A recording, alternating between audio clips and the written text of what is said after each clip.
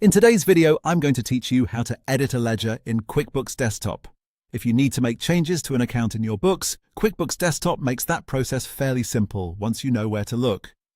This is useful if you need to update account details, correct the account name, adjust the description, or review settings to make sure everything is organized properly. The key is to access the account through your chart of accounts, since that's where all of your ledgers are managed. To get started, open QuickBooks Desktop and go to the top menu bar.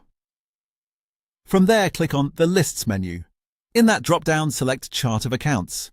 This will open the full list of accounts in your company file, including bank accounts, expense accounts, income accounts, and any other ledgers you've already created. Once you're in the Chart of Accounts, find the specific account you want to edit.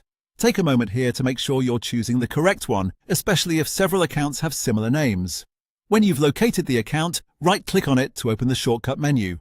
From the options that appear, choose Edit Account. This will open the Account Settings window where you can update the account details. Depending on the type of account, you may see fields such as the account name, account description, account number, or other related settings. Go through the information carefully and make the changes you need. It's always a good idea to review your edits before saving, just to avoid accidental changes that could affect your reporting or account organization later on.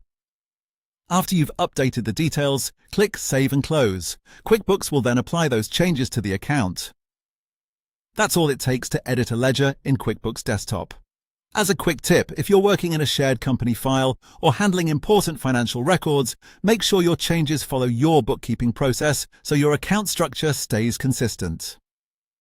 Small edits can make a big difference in keeping your books accurate and easy to manage. And that's it. You've now learned how to edit a ledger in QuickBooks Desktop.